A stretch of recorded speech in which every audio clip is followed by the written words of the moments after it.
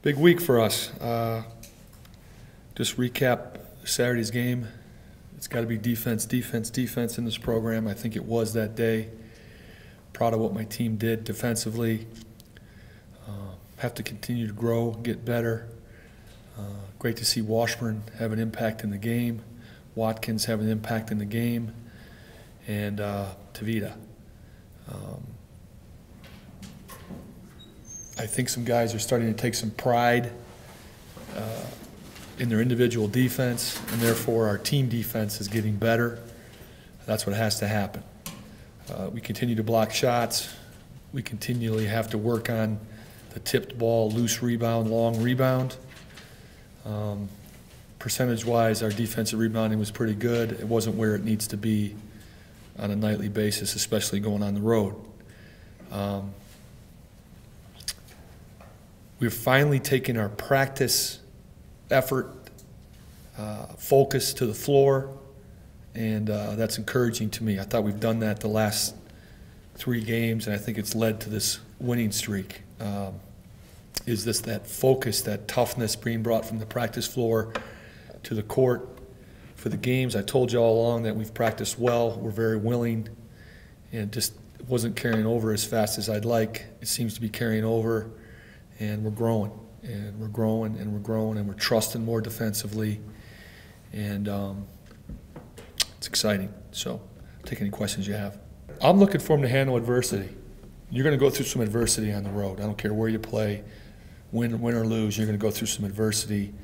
You're going to go through some runs, some spurts, some pressure, and you know, we try to simulate pressure in this program. I try to put pressure on my guys, but nothing brings it to the forefront like a road game like this. And Glover, Henderson, Washburn need to learn, like all players, that there's consequences for your actions in every game. And on the road, the consequences for your actions can be greater because of the momentum, the runs. You know, you don't run back in transition against New Mexico and they make a 3, that place goes nuts. You know, you don't communicate in transition and they get something, a 3-pointer or a layup, that place goes crazy. So I think the consequences for mistakes are magnified, and our communication is going to be challenged because of the loudness in the building. Your discipline is going to be challenged because of distraction, unfamiliar environment. It's exactly what we need. It's exactly what we need, these young guys need. So David Foster needs it. Washburn needs it. Durchin and Brown have been through it. I'm expecting them to handle it, help the other guys get ready for it, and lead this team. And, you know, they'll do that. Saying this as humbly as I can, you know, we've been in a lot of big games in this program since I've been the head coach. So this is another big game. But I think we've scheduled as many big games as we can, and we've played in as many big games as I think you can. You know, from the conference tournament, we've had big games in the conference tournament, to our non-conference, to our league. So we understand the value of home court. We understand the value of, if you can get some road wins and hold serve at home, you got a chance to win a championship. So, you know, where those road wins come, you got to fight for them all. But, you know, I think we understand those things, and hopefully we can take that, you know.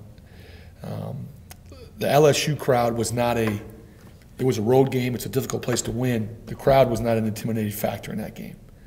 I'm hoping that Carlin Brown is turning the corner.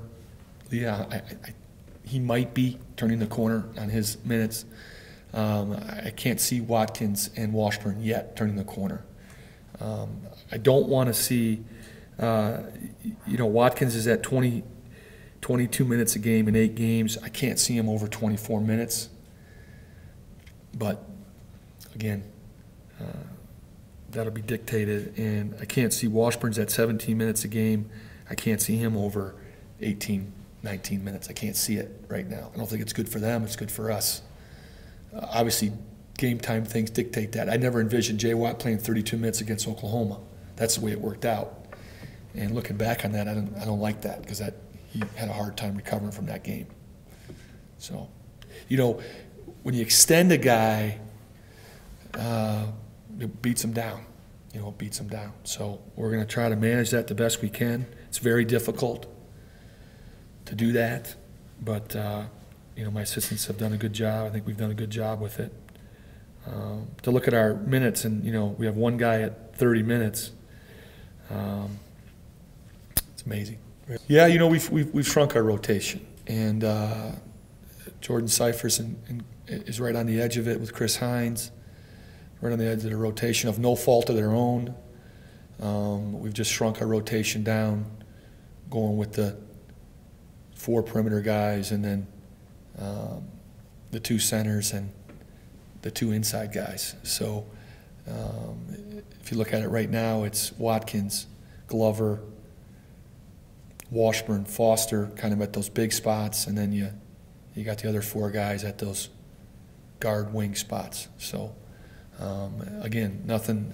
Jordan Cyphers has practiced hard, and so has Chris Hines. They're right on the edge of that rotation. We have shrunk it. It is shrunk, and I think we've played good basketball since it's been shrunk.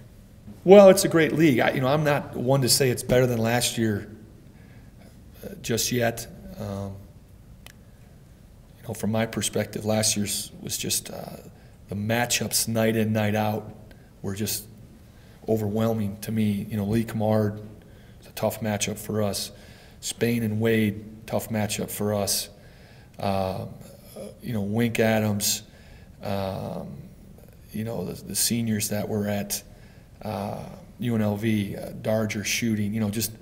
I don't know the league as well yet because it is so new. I don't want to undervalue it or overvalue it, but I have a lot of respect for last year's seniors and the guys that left the league. And it starts with my team and, moves right down from there. So, we'll see how it goes. We'll prepare for everybody like we do and respect everybody like we do and get ready to win.